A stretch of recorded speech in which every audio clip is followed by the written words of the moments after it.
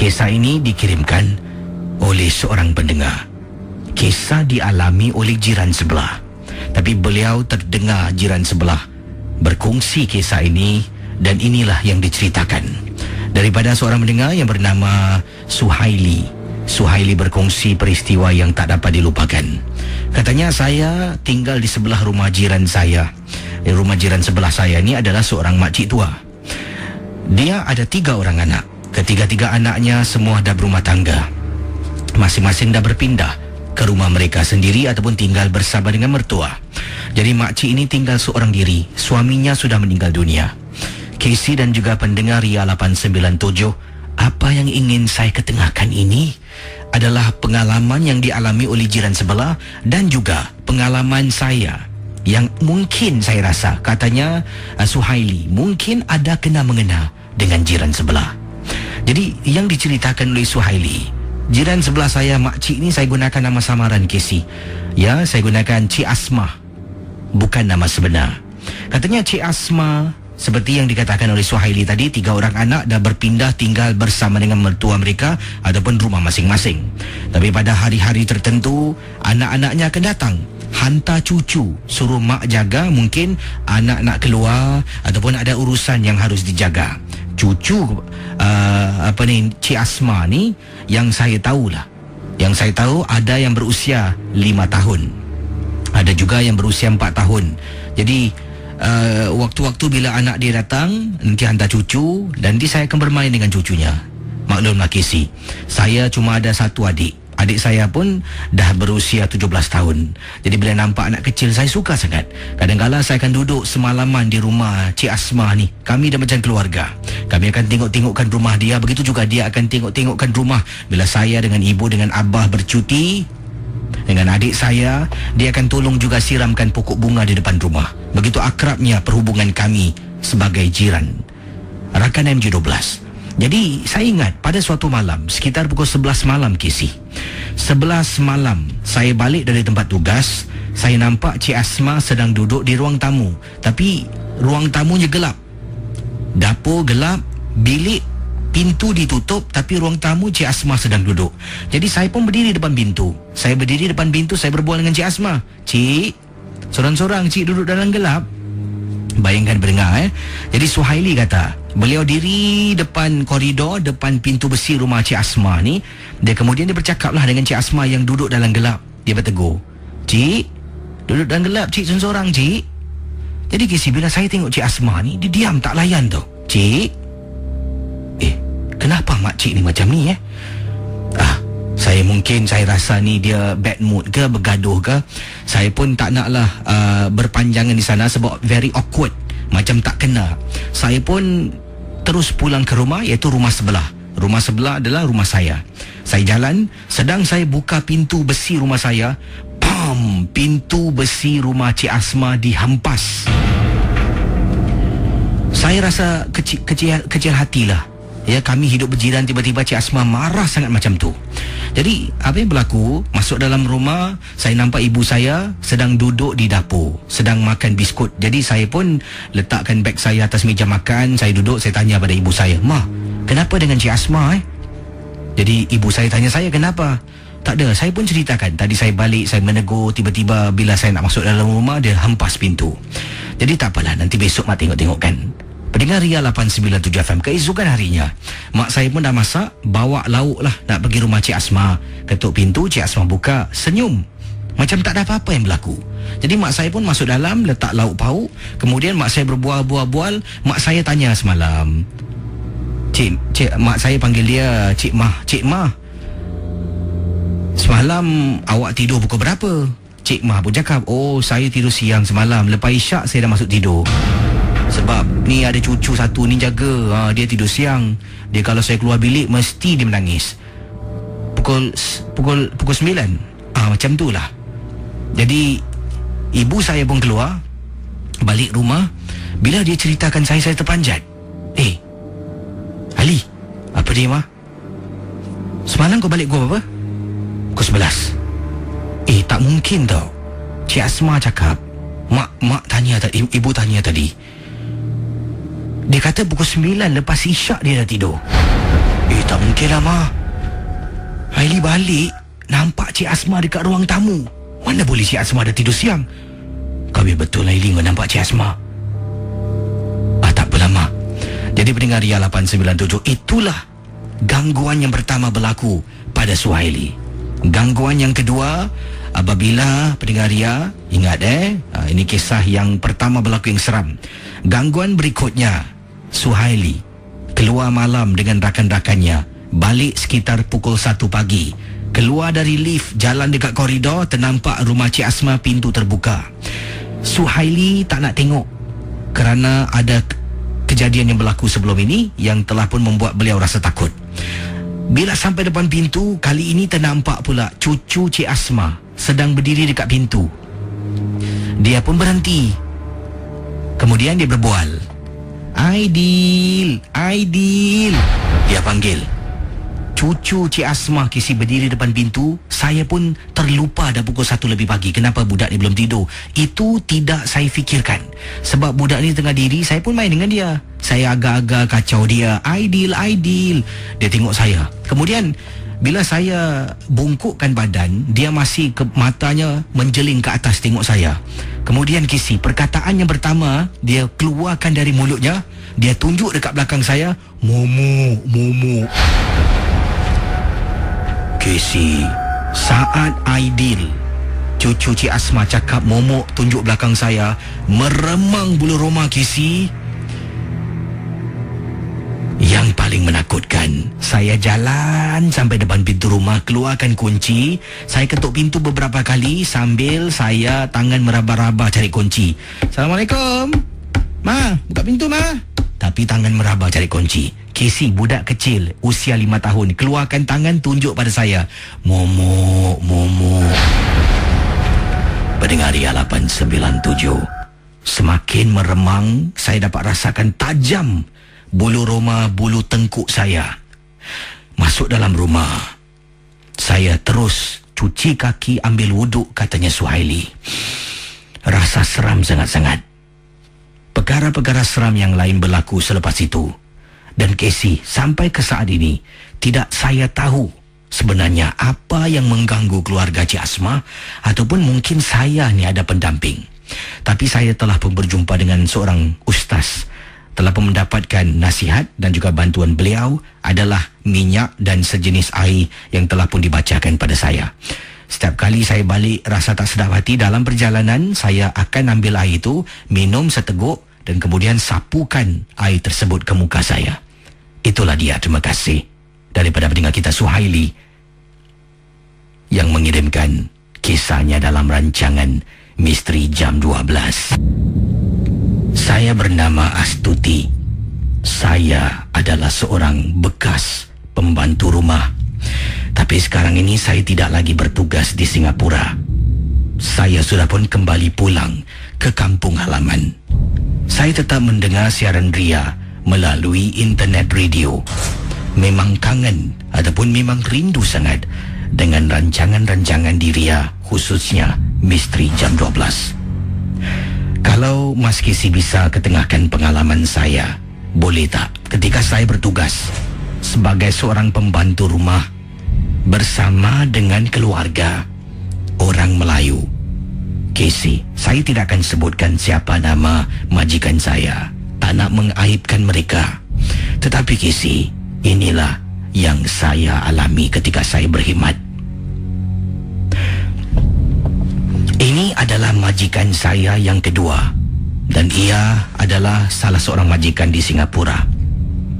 Saya ingat lagi, pertama kali saya sampai dalam rumah itu, beg saya digeledah. Ya, ataupun dia gunakan perkataan yang saya rasa mungkin tidak difahami, saya gunakan perkataan geledah. Dikeluarkan barang-barang dari beg saya. Dan kemudian memeriksa beg saya. Ada tak kepunyaan-kepunyaan saya yang was-was? Mereka takut saya mungkin bawa hantu bersama dengan saya. Sejujur saya kata, saya ini bukanlah malaikat. Tapi tidaklah saya buat sampai nak menyihir menggunakan sihir. Kalau berada di negara orang, apa yang penting solat 5 waktu. Saya amat bersyukur. Majikan kedua adalah orang Melayu Islam. Yang pertama pun sama. Jadi lebih senang saya nak solat 5 waktu, lebih senang. Bila nak berpuasa pun lebih senang. Dari kata Astuti diteruskan pengalamannya. Kemudian saya fikirkan, wah, ini keluarga memang keluarga yang beragama kuat, ingin periksa. Bagus. Saya tidak kecil hati pun. Mereka mempunyai hak, kata Astuti. Jadi setelah itu mereka dapati saya tidak ada bawa apa-apa barang. Yang pertama kali saya rasa pelik. Malam tu lah kisi. Saya sampai sekitar pukul 6 lebih petang. 6 lebih petang barang saya dikeluarkan dan mereka pun mengarahkan saya buat tu buat ini dan sebagainya. Bila nak masuk waktu maghrib, saya tanya pada tuan rumah, ibu, mohon tanya, waktu maghribnya jam berapa? Kamu dah nak buat apa maghrib? Tanya ibu itu pada saya. Saya nak solat, bu. Ada sejadahnya enggak?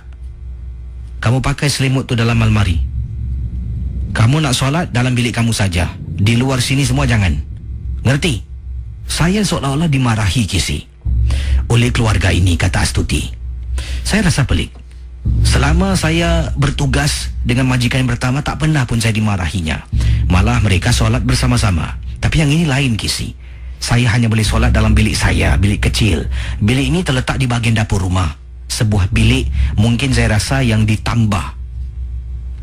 Rakan MJ12.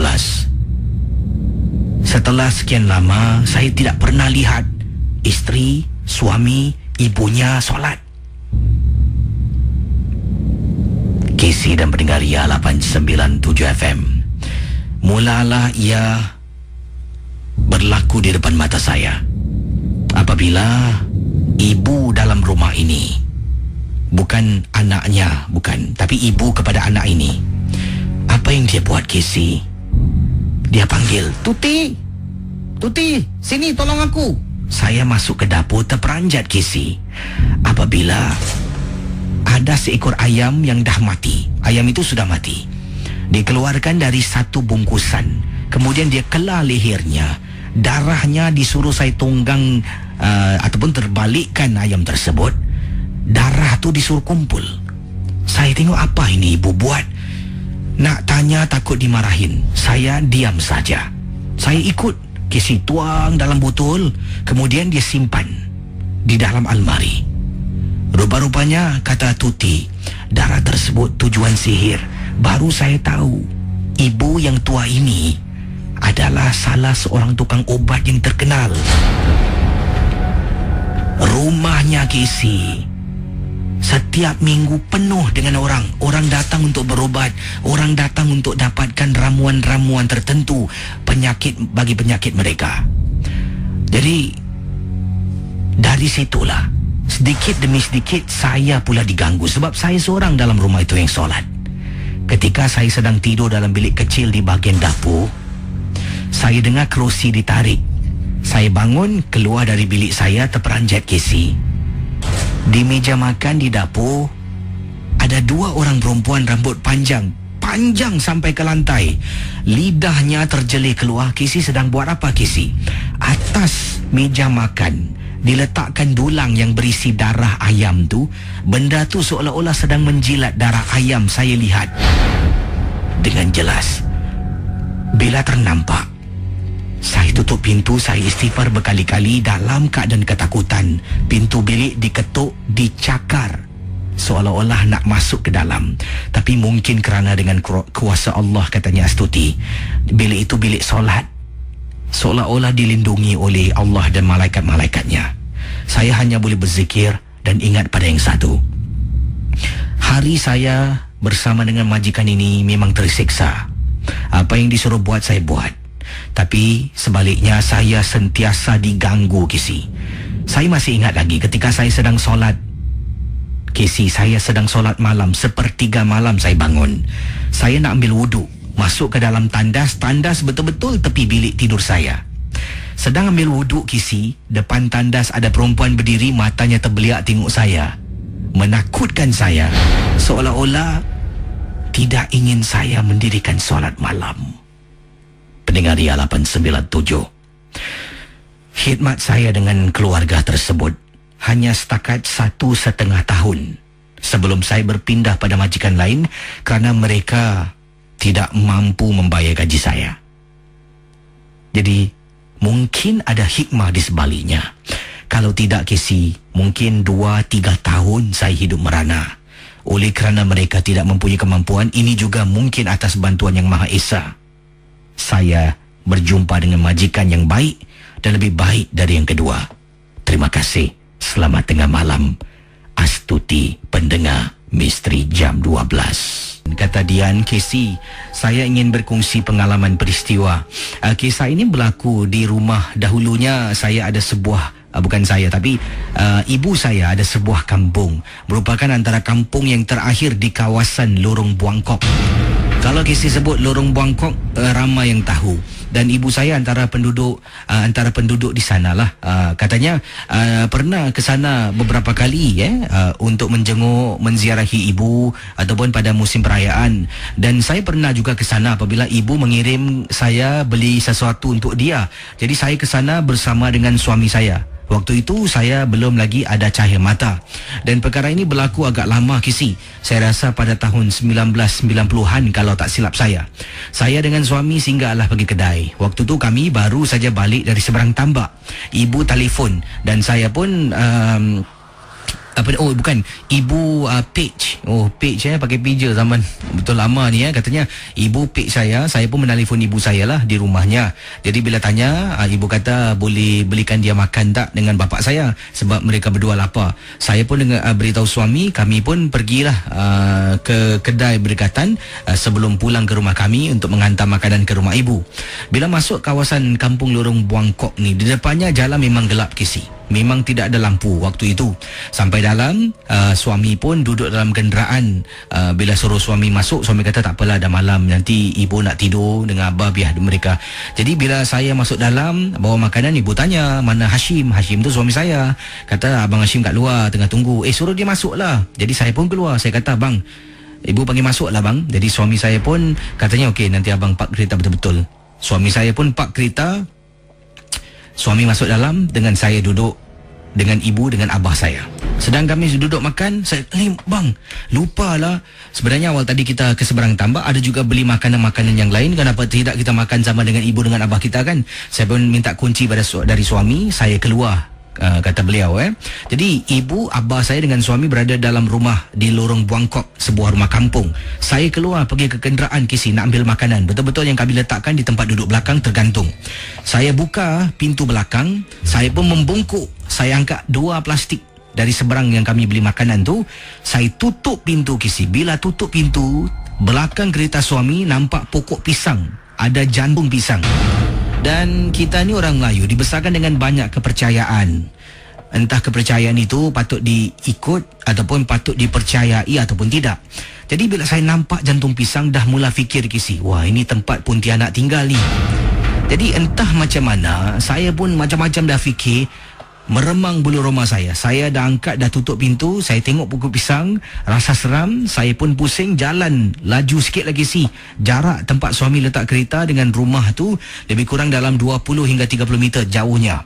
Saya jalan, entah macam mana, setengah jalan tu sempat saya berhenti. Saya toleh sebab macam ada benda memanggil saya untuk toleh ke belakang. Jadi kata beliau, saya toleh ke belakang, terperanjat, Gesi, dekat pokok pisang, Gesi. Saya nampak ada baju putih. Saya tak nampak orang, tapi nampak kain putih di pohon pisang belakang kereta suami. Pendengar Ria 897, bila dah ternampak kain putih dengan jelas, saya istighfar sambil jalan. Saya baca. Masuk dalam rumah, saya letak makanan atas meja. Ibu saya tengok saya, abah saya tengok saya. Mereka dah tahu mungkin saya dah ternampak sesuatu. Jadi ibu saya pun bangun. Dia tepuk belakang saya sambil dia selawat. Abah saya ke dapur ambil air. Dia baca-baca, suruh saya sapu dan minum.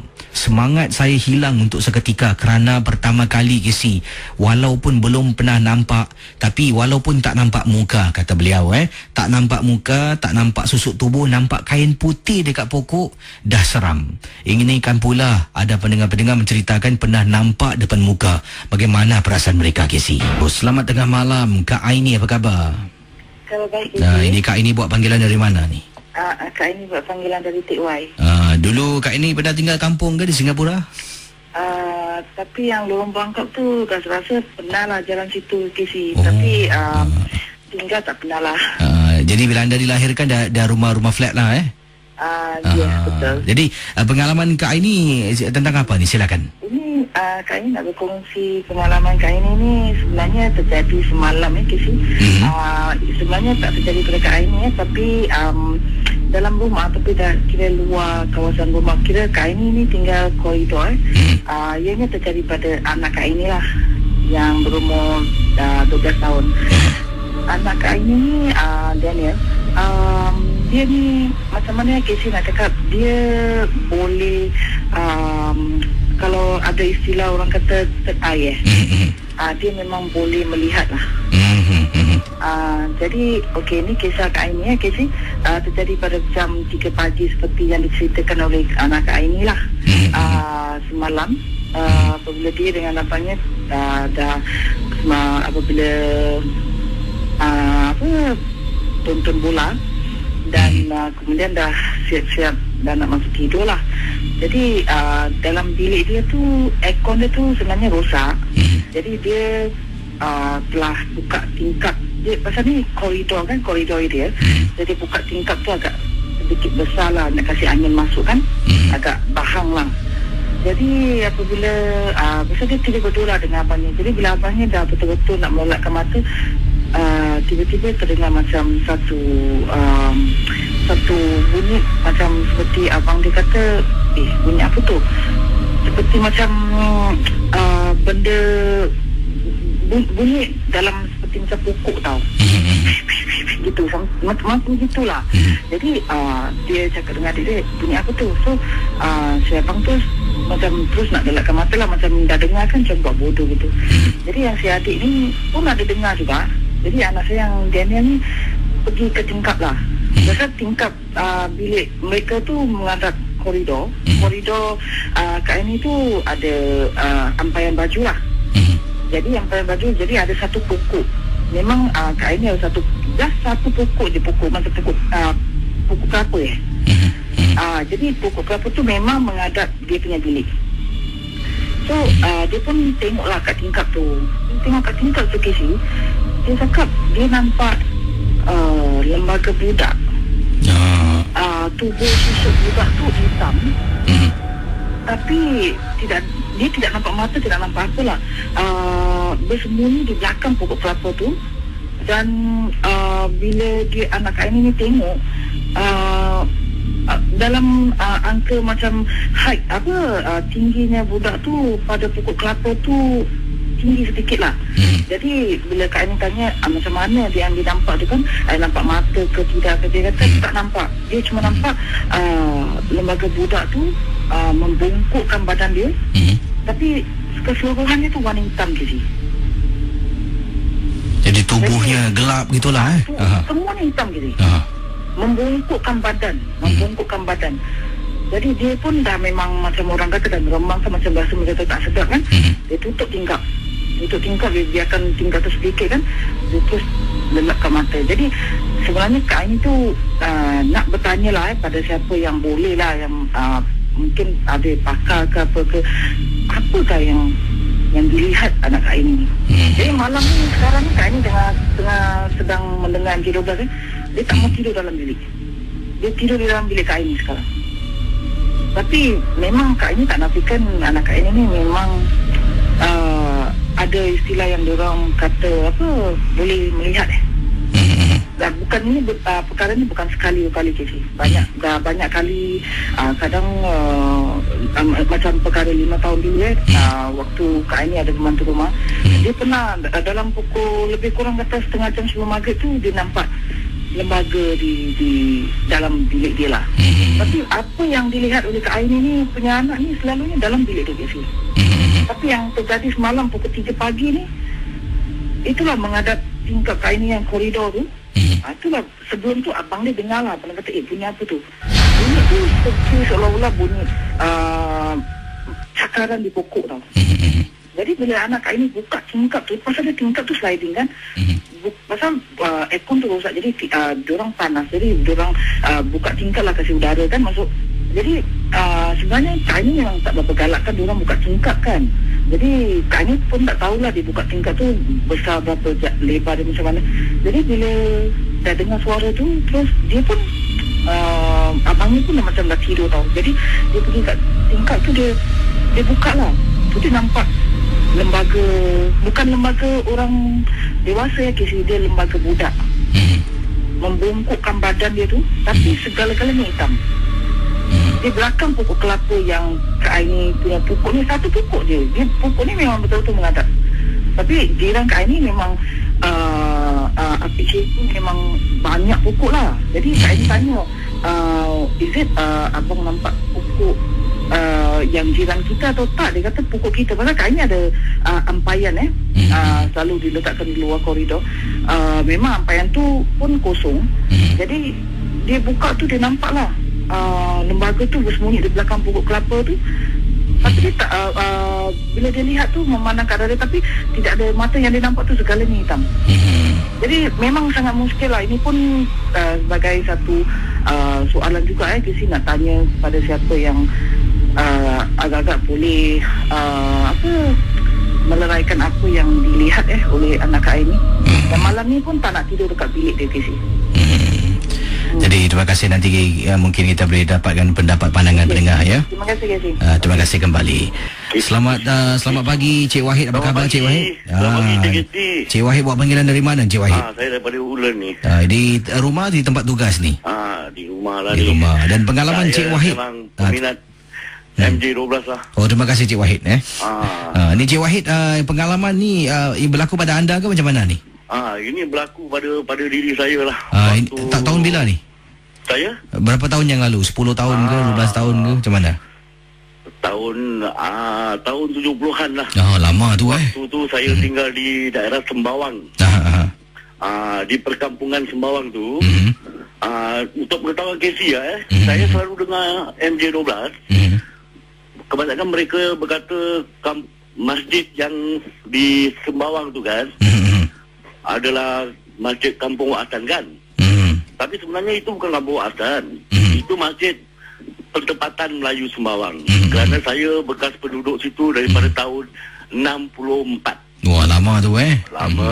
Jadi ini pengalaman tentang kawasan tu lah. Saya? Ini pengalaman anda tentang kawasan tu. Saya dulu tinggal sana. Silakan. Saya tinggal sana di ujung hulu menghadap ke laut. Jadi ke selat, itu Johor lah. Itu perkampungan campur ke atau perkampungan Melayu? Perkampungan Pertempatan Melayu Sembawang. Okey, silakan. Pengalamannya silakan. Kisahnya beginilah. Saya sebenarnya mantan seorang ahli bomba pada tahun 70-an lah. Jadi saya dulu mana ada MRT, mana ada tu, kalau nak naik bas, nak pergi kerja tu makan masa sampai 1 jam lebih. Jadi saya kalau kerja siang, kadang-kadang kalau saya kena bikin overtime, balik sampai rumah nak dekat pukul 1 pagi. Jadi kisahnya beginilah Casey. Waktu saya balik tu daripada atas bukit tu kan, nak masuk ke rumah saya tu dah perjalanan, kalau jalan kaki dalam 30 minit lah, setengah jam. Jadi saya ni ada basikal old man. Kebetulan arwah atuk saya ni sediakan basikal untuk saya lah, untuk saya balik senang kayu basikal kan. Jadi satu masa tu waktu saya balik nak masuk lorong nak pergi rumah saya tu, waktu saya kayu tu saya rasa macam kenapa pokok ni bergoyang setiap kali aku jalan ni pokok ni ikut aku berjalan pula. Maksud saya tu bergoyang-goyang. Jadi saya pun tak fikir apa-apa lah. Jadi bila setengah jalan tu saya rasa ini ada benda yang tak kena ni. Jadi saya bilang dengan dia lah, niat hati tu nak bergurau lah. Saya kata kalau engkau betul engkau nak numpang duduk belakang ni, saya bilang dengan dia. Kita tahu kan basikal old man kan ada tempat duduk belakang tu yang besar tu kan. Jadi saya pun kayu. Kebetulan nak dekat sampai rumah saya. Sebelah rumah saya ni, jiran saya ni, nenek ni selalu cakap malam pukul 12 lebih dia ambil tempahan jahit baju orang lah. Jadi dia suka mengait baju lah, jahit baju orang ni. Jadi kebetulan saya lalu tu dia nampak saya. Jadi dia tak cakap apa-apa lah. Jadi kebetulan saya dah balik, dah mandi, tidur, tak ada masalah lah. Jadi besok pagi tu waktu arwah atuk saya nak pergi ke masjid Tempatan Melayu Sembawang tu kan, jadi nenek tu selalu cakap dengan arwah atuk saya. Dia kata, cucu awak ni setiap malam selalu balik bawa perempuan. Dia kata, kalau balik kerja mesti bawa perempuan. Nah, mesti ada perempuan duduk belakang dia. Awak ni jangan tak tahu ke cucu awak ni ada perempuan ke bawa balik ni. Jadi arwah atuk saya macam tak puas hati lah. Dia bertanya pada saya, dia kata, kau ni betul ke tak malam bawa perempuan? Saya kata, mana ada bawa perempuan. Kata nenek sebelah kata kau selalu perempuan balik. Jadi dalam hati saya, perempuan, saya dah agak lain lah. Jadi saya cerita dengan atuk saya lah. Saya kata, kebetulan saya balik selalu, memang selalu saya rasa lah tempat situ memang selalu kalau saya jalan pokok tu sentiasa bergoyang. Tapi tak tahulah, barangkali dah kenal saya ke nak menumpang ke. Jadi satu hari tu Tuhan nak tunjukkan saya. Jadi waktu saya naik basikal tu mengayuh, saya rasa kenapa basikal ni makin hari makin berat pula kan. Jadi sampai kayu tu rantai pun putus. Saya pun turun lah. Saya cari rantai tu, mana rantai yang putus tu kan, pasal dah sangkut dekat tayar tu kan. Jadi saya fikir, saya memang dulu tinggal kampung dah tak ada perasaan takut lah pasal ni semua KC. Jadi saya pun cari rantai. Kalau saya toleh belakang, saya tengok dia berdiri belakang saya KC. KC tahu siapa yang berdiri belakang saya ni? Cik Pun. Cik Pun lah. Tapi memang saya tak nampak muka dia KC. Tapi paras kaki dia pun tak nampak. Tapi memang saya cakap terus terang dengan KC, dia berdiri tapi dia tak ada mengganggu kita. Jadi saya punya perasaan macam tak ada perasaan takut lah KC. Sampai saya cakap dengan dia, saya kata, ni aku nak balik kerja ni, aku keluar cari rezeki, tolong jangan ganggu. Tapi kalau niat hati kau ni nak menumpang aku, sekadar nak sampai rumah aku, di depan rumah aku, insyaAllah kau naiklah. Tapi kalau boleh, jangan ganggu aku, jangan ganggu keluarga aku. Jadi setiap malam tu bila saya balik, ada je KC macam gitu KC. Nenek ni setiap kali komplain kan, maklumlah orang kampung lah KC. Kadang-kadang satu cerita tu sampai satu kampung pun tahu. Sampai nama saya pun dah heboh-heboh satu kampung. Dia kata, wah cucu simpulan ni bawa anak dari orang balik malam. Tapi saya pun tak tahu siapa yang menumpang saya di belakang ni KC. Jadi itulah kisah saya. Jadi untuk pengetahuan semua pendengar ni kan, yang masjid di Sembawang tu bukanlah masjid Kampung Wak Hassan. Dia tu adalah Masjid Pertempatan Melayu Sembawang. Terima kasih ya. Terima kasih. Kembali. Waalaikumsalam warahmatullahi taala wabarakatuh. Selamat tengah malam KC dan juga pendengar Ria 897 FM. Yang ini daripada seorang suami yang berkongsi pengalaman dan nama yang dikirimkan yang ingin digunakan dalam kisah ini. Katanya KC boleh gunakan nama samaran saja. Nama saya Bob, bukan nama sebenar. Ini berkisahkan tentang tukang urut pribadi isteri saya. Isteri saya sebelum ini telah pun bertanya pada saya beberapa kali yang dia nak dapatkan tukang urut untuk mengurut badannya sebab sakit-sakit badan. Saya pun membenarkan dia dan tukang urut itu akan datang ke rumah. Dia kata dia malas nak keluar, nak pergi ke kedai tukang urut. Jadi dia pun mencarilah. Sampailah satu hari apabila saya pulang dari tempat tugas sekitar waktu asar, ternampak isteri saya berada di ruang tamu sedang mengurut badan oleh seorang tukang urut yang tak dikenali. Saya masuk beri salam, isteri dan tukang urut menjawab. Jadi saya pun tengok isteri sedang urut badan, saya pun tak nak ganggu beliau. Katanya, Bob, saya masuk ke dapur, saya makan, kemudian saya solat asar sebelum saya beristirahat. Jadi pertama kali saya nampak tukang urut ini selepas isteri mengurut badannya, dia pun mandi dan kemudian saya pun berbual dengan isteri, tanya mana dia dapat dan sebagainya. Saya pun berborak-borak dan tukang urut itu sampaikan rekomen saya untuk mengurut lah, tapi bukan dia. Dia kata dia ada tukang urut lelaki yang boleh membantu. Jadi pendengar Ria 897 FM, saya pun pada mulanya memang tidak ada rasa apa-apa pun tentang tukang urut ini. Malah bila dia offer ataupun dia sarankan saya untuk dapatkan tukang urut lelaki, saya macam nak cubalah. Oleh kerana saya ni terlampau sibuk, saya kata tak apalah, mungkin lain kesempatan kalau ada peluang saya akan hubungi anda. Dia pun serahkan nombor telefon ataupun serahkan name card dia kepada saya. Kemudian Bila dia pulang, saya tanya isteri saya lah lebih lanjut lah, dari mana dia jumpa, kenal dengan tukang urut ini, bagaimana urutannya. Isteri saya kata, bagus, sedap bang, badan saya ni rasa segar.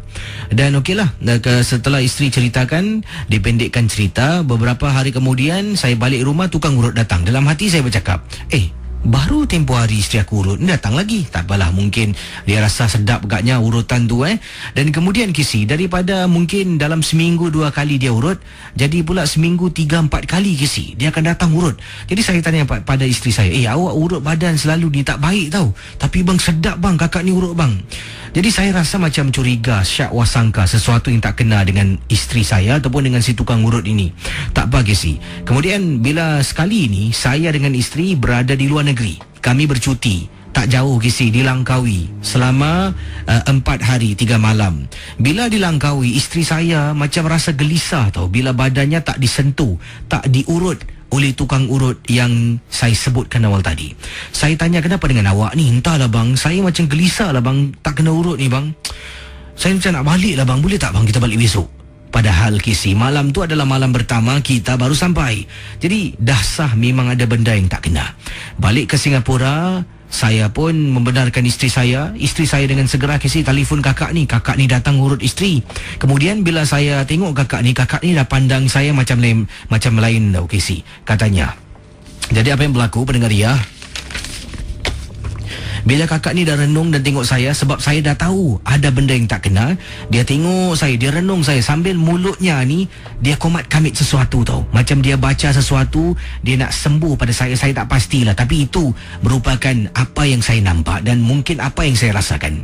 Kemudian setiap kali bila dia baca sesuatu, saya macam rasa berat sangat hati saya ni nak berjumpa dengan seseorang lah. Jadi memang benar, setiap kali saya nak jumpa dengan seorang pakar, nak minta pendapat pandangan, setiap kali itulah ada sajalah saya tertidur, bangun lambat, saya penat, overtime dan sebagainya. Jadi ini macam satu alasan tau.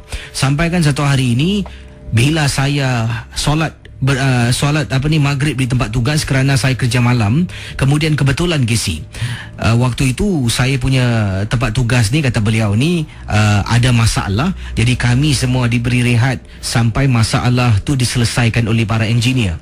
Jadi kata Encik Bob ni, saya pun menelefon seorang pakar yang saya kenal. Pakar ni datang tempat saya dan saya ceritakan tentang apa yang berlaku pada isteri lah, yang setiap minggu ni kadang-kadang 3-4 kali pergi urut, padahal dah urut. Jadi pakar ni pun menceritakan, ya mungkin kalau dia tak salah lah, tak semestinya tukang urut itu adalah yang tak baik, tapi mungkin agaknya isteri dah terkena sesuatu. Pakar tersebut katakan tukang urut tu dah bubuh sesuatu pada minyak yang digunakan untuk urut isteri. Jadi dia suruh saya balik rumah, saya ambil daun, saya tak nak beritahu apa yang disuruh ambil bahan-bahan yang dikatakan oleh pakar ini. Dia suruh saya tumbuk, lumatkan jadi macam satu ramuan. Kemudian bila masa tertentu malam sebelum tidur, sapukan. Bila isteri ini dah tidur, tapi sebelum saya tidur, sapukan di ibu jari kaki isteri saya dan tengok apa yang berlaku. Kisi, pendengar Ria 897. Jadi bayangkan, isterinya dah urut, malam tu jugalah isteri dah terlelap. Bob bangun, pergi ke dapur, ambil ramuan yang dia dah bancur, dah tumbuk awal tadi, dia sapu pada hujung ibu jari kaki isteri. Kisi, tiba-tiba Kisi, isterinya pukul 2 lebih pagi, pendengar Ria 897, cuba anda bayangkan. Kata Bob, isteri saya bangun pukul 2 lebih pagi, biliknya pasang aircon, kesejukan. Isteri bangun, tiba-tiba dia gosok satu badan. Saya tersadar Kisi, rambut isteri direbangkan, dan bila tengok air muka tak macam isteri saya Kisi. Saya panggil isteri saya, awak ni kenapa ni? Malam-malam macam ni awak okey tak? Dia tak layan.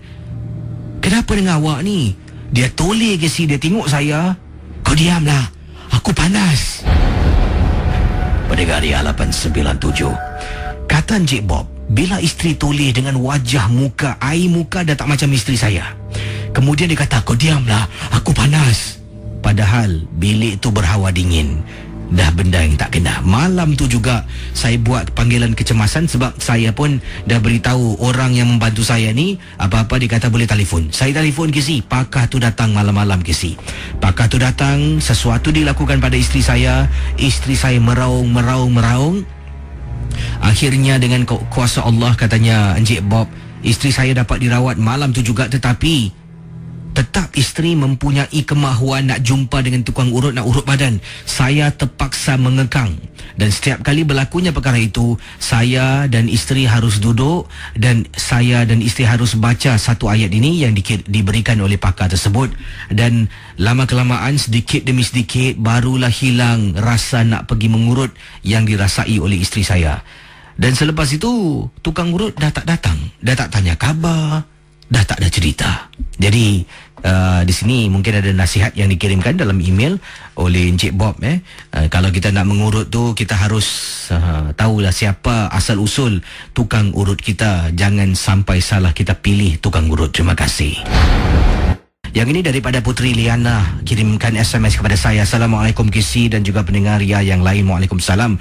Nama saya Putri Liana. Saya ada kisah yang ringkas. Pengalaman saya ini berkaitan dengan makhluk yang saya pernah lihat di tingkap dapur rumah saya. Tapi sekali makhluk itu saya ternampak selepas saya mendengar rancangan KC Misteri Jam 12. Niat di hati nak pejamkan mata, nak tidur.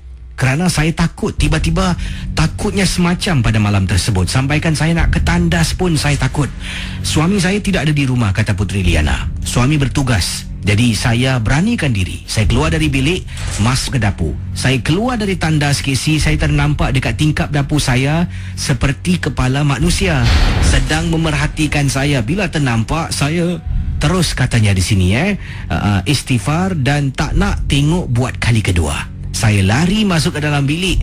Kemudian terperasan pula tingkap bilik saya dengan tingkap dapur saya selarilah. Maksudnya di tempat bahagian yang sama. Saya pun tak tidur dalam bilik. Waktu itu saya tidur dalam bilik anak saya.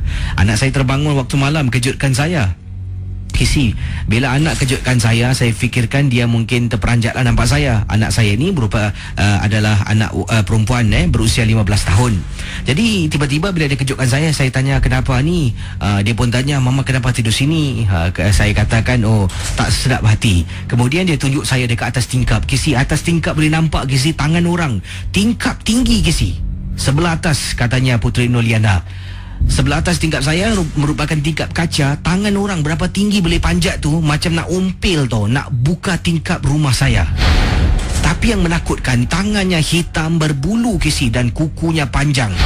Saya bila nampak, saya kata pada anak saya, jom kita tidur dekat luar. Bila tidur di ruang tamu KC, barulah tidak ada apa-apa perasaan yang menyerangkan, menakutkan. Tapi malam tu saya telefon suami. Suami sampaikan telefon polis. Pihak polis datang lebih kurang 45 minit kemudian setelah saya buat aduan. Dan bila polis periksa di luar, tengok tak ada apa-apa orang sesiapa pun. Katanya kalau ada lagi telefon dan dia akan datang dan buat katanya dan bantu saya lah dengan anak saya. Itu saja pengalaman saya. Terima kasih dari Putri Noliana. Terima kasih Putri. Selamat pagi.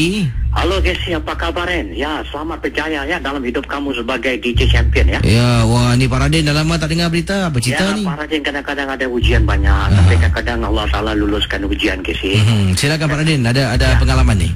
Ini Pak Radin nak cerita satu, ada chronic case ya. Ini Pak Radin nak cerita satu Casey. Ada juga manusia yang baik dan ada juga manusia yang zalim. Casey tahu tak, harapkan sahabat-sahabat makan kawan, kadang harapkan dalam permusuhan kita Casey sesama manusia ni kadang-kadang kita tak tahu siapa musuh kita yang sebenarnya. Kadang-kadang di dalam alam kenyataan dia begitu baik, tapi di dalam alam zahiriah kita, dalam batiniah kita rupanya dia mempunyai maksud yang begitu zalim. Manusia ni ada satu yang paling sedih, kadang-kadang tak suka melihat kebahagiaan orang Casey. Ini Pak Radin nak cerita kisah. Pak Radin selalu diketemukan satu kes yang dipanggil apa tak Casey? Ini mengkunci semangat cinta orang yang dah ada kekasih Casey. Ini dalam pakar, dalam alam sihir Casey, ada juga manusia Casey, percaya tak, wujud menangkap semangat cinta orang tu untuk cinta dia sendiri Casey. Ini sebenarnya Pak Adin cakap, ada satu kekasih yang dia sebenarnya dah bercinta dan nak berumah tangga, tapi dalam alam cinta rumah tangga Casey, dia rupanya telah dijatuh hati, seorang pemuda lain telah jatuh hati dengan dia, dan pemuda itu telah menggunakan ini yang dipanggil apa tau Casey, dia tangkap semangat cinta perempuan tu yang cinta kepada seseorang berpindah kepada alam cinta dia. Yang paling zalim dia menggunakan apa Casey, sesuatu yang pakar, iaitu kita manusia Casey, kita mempunyai semangat dalam kasih sayang. Kenapa Casey boleh mencerita misteri jam 12? Kenapa? Bermula dari apa? Kan semangat. Jadi apabila manusia ni yang pakar dalam kunci semangat orang Casey, dia dapat pindahkan semangat orang yang begitu bersemangat dalam apa bidang sekalipun, termasuk kasih sayang Casey. Jadi yang Pak Radin sedih sekali, wanita ni Casey dah lama hidup bercinta dengan wanita kekasih dia, dan wanita ini ingin untuk hidup berkasih sayang dan ingin mendirikan rumah tangga. Tapi malang 1000 kali malang Casey, ada juga lah pengkhianat yang menggunakan ilmiah bertukarkan cinta hati mereka itu. Ibarat dia bersemangat, katakan orang tu jatuh cinta dan mempunyai semangat perjuangan dengan kekasih dia, ingin hidup semati, tapi semalam sekali Casey, semangat cinta dia itu telah ditangkap oleh seseorang dan dikunci. Seperti semangat itu dikunci, berpindah kasih kepada dia pula Casey, dengan menggunakan apa Casey, mantra alam, mantra sakti, iaitu memuja semangat cinta wanita tu berpaling tada supaya melupa lelaki jejak keidamannya dan berpindah kepadanya, dan wanita tu 24 hours without no rhyme or bloody reason just forget the love guy Casey. Jadi bila Pak Adin tengok ini chronic case, Pak Adin pernah siasat ini perhatian chronic case, rupanya dia bukan berubah hati, dia bukan tak sayang orang yang dia pernah jatuh cinta, yang dia nak membina alam rumah tangga yang halal. Rupanya Casey, cintanya telah diperangkap oleh semangat kasih sayang oleh orang ini yang tak bertanggung jawab.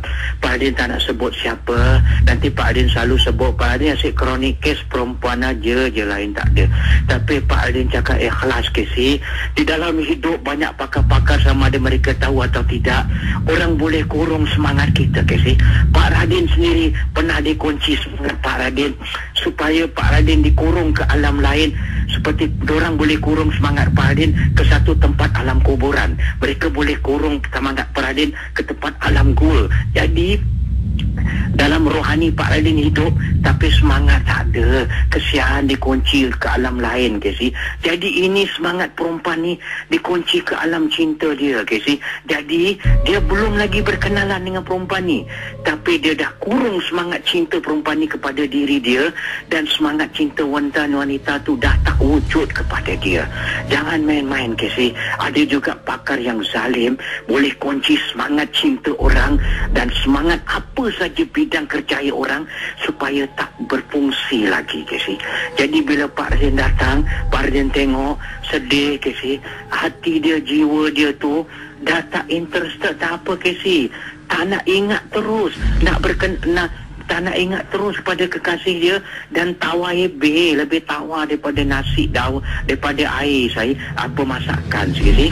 Jadi ilmiah cerita Pak Radin ini, berhati-hatilah. Kadang-kadang ada juga manusia yang ada pakar, dia menggunakan menangkap semangat kasih sayang orang tu agar tak ada bercinta dengan orang tu, dan akhirnya pecah rumah tangga. Tapi alhamdulillah Pak Radin dapat pulihkan semangat perempuan tu yang telah pun semangat cintanya ditangkap oleh seorang lelaki yang tak bertanggung jawab.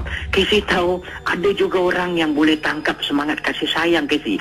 Contoh, A tu bercinta dengan B, tapi rupanya ada juga yang orang taruh mata, yang dah bukan dia berkenan dengan si wanita ni Casey. dia benci dengan laki-laki tu, Casey. Alang-alang aku kau tak dapat akau gini. Jadi ada juga dalam bidang hidup pakar manusia ni menggunakan sihir, menkunci semangat orang dan orang tu tak boleh berfungsi dalam apa saja bidang, Casey, termasuk dunia kasih sayang. Jadi bila Pak Radin datang settle chronic case ni, baru Pak Radin tengok rupanya wanita ni semangat cinta dia dah tak ada dengan orang yang dia love. Sedih sekali, Casey. Dan akhirnya Pak Radin dapat pulihkan semangat cinta yang mereka telah dilakukan oleh manusia tak bertanggungjawab, dan hidup balik semangat kasih sayang, Casey. Dalam hidup bermulanya segala kasih sayang, bermulanya kenapa Casey dapat berani dalam diri Casey? Datang ilmiah tu dari semangat, bukan kerana dari apa. Rohani milik Allah. Semangat adalah pemberian Allah untuk kita membina semangat kemajuan dalam hidup. Jadi kalau kunci dan semangat, ada juga yang zalim kesih-kesih, diorang boleh kunci semangat kita, dikurung ke satu gua. Ada semangat kita dikurung di satu tempat alam yang gelap. Jadi semangat kita tu tak bergerak. Kesian kita. Jadi hidup segan mati tak mau. Kesian. Ini satu kronik kes yang zalim. Tapi Pak Radin dapat settlekan orang manusia yang boleh pakar menggunakan semangat cinta dan semangat orang tu untuk tak berfungsi dalam dunia kasih sayang, dalam kerja, dan akhirnya jadilah macam yang berak kapur, tak boleh projek apa, tak boleh pergi, tak boleh gini. Tapi Alhamdulillah, kalau untuk pakar-pakar siapa kalau nak kunci tu tak boleh, jangan. Kesian manusia, kita kan sama hamba Allah, bermaaf-maafan, itu saja. Jangan ada hasad dengki kianat, tak baik. Kita kan manusia, berapa lama boleh hidup di dunia. Itu saja ya, Casey. Assalamualaikum ya. Waalaikumsalam warahmatullahi taala wabarakatuh.